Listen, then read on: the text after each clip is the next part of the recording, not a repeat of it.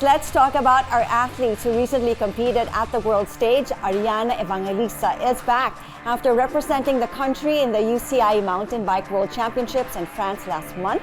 So joining us to go all out on this story is Ariana Evangelista herself. Good morning to you, Ariana, and of course, welcome back. I mean, we did a little research. Hi, good morning, Christine, and thank you very much to CNN Philippines for having me. Well, thank you for being with us. You know, we did a little research on your media page, and turns out, as I said, you just got back from France yesterday. I mean, how was it? How was your experience like there? I understand you were there for about 10 days or so.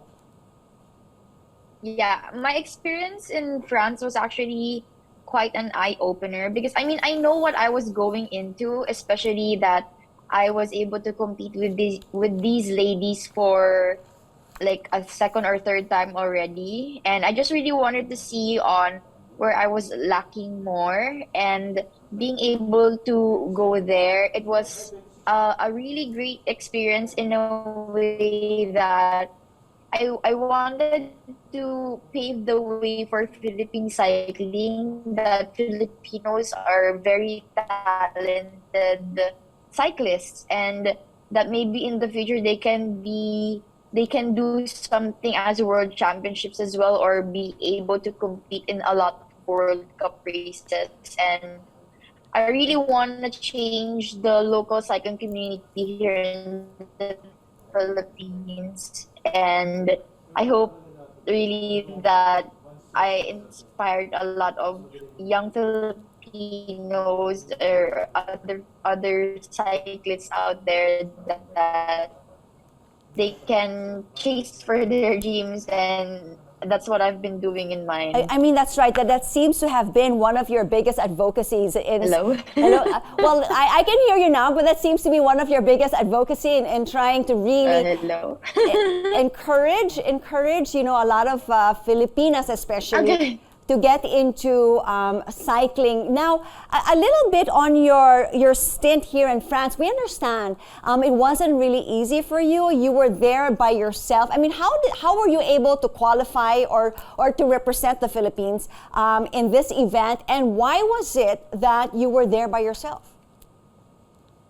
Well, actually, I was talking to one of my close friends from Phil Cycling that I got the invitation to participate in the World Championships, and knowing that everything was like prepared shortly, so I think our NSA wasn't able to ask PSC for any kind of help, but in that way, I did not let it hinder me from taking that opportunity. So luckily, my private sponsors, when I asked them if they can bring me to France for the World Championships, they were able to help me get the budget to stay there. So the airfare was quite expensive, and of course in Europe it is quite expensive, but I was really happy that I was still able to go.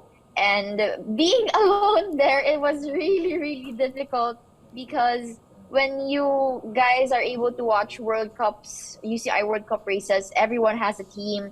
They have a mechanic, they have a coach, they have a PT, they even have their own chef.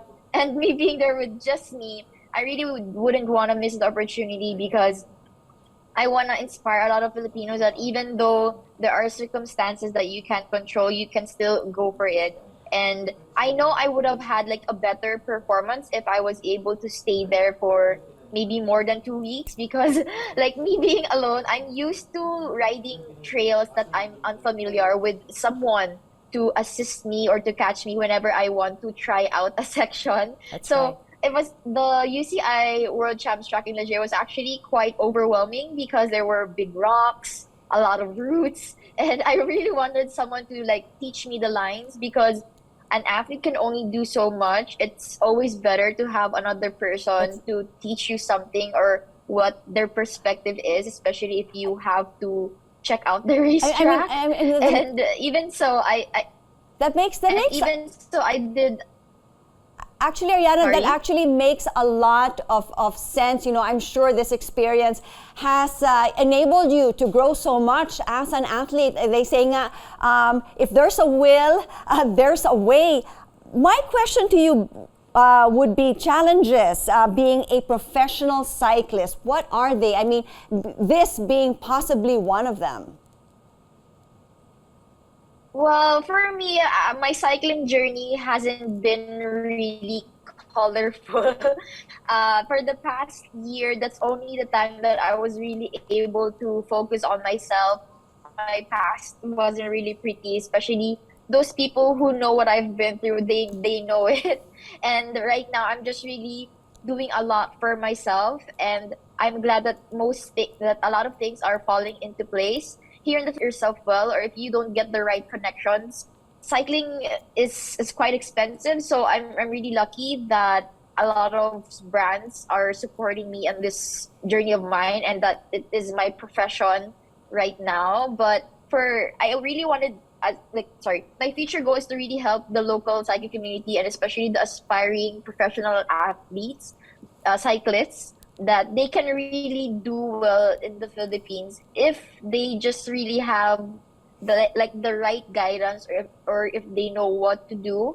And for me, if once I'm done in my professional career, I'd want to have more Filipino cyclists who can excel, especially in international level. So I really want to pave the way for I mean, them. it's really nice and it's really admirable of you that you would like to inspire, a lot more Filipinas or Filipinos to get into the sport. Now, despite of these challenges, di ba, sabi mo nga, yung crowd sa France, because, they were really very supportive. They were cheering on all the participants regardless of nationality. What was it like, I mean, for you to race in front of a crowd such as that? Honestly, like I know I was like at the back part of the whole competition, but the crowd in the J didn't made me feel that. And I've learned to just like whenever I'm suffering, I just learned to like really smile all the time so that my body doesn't know it's suffering. And a lot of those Europeans were really taking notice of that, and they were really cheering hard when I was passing by.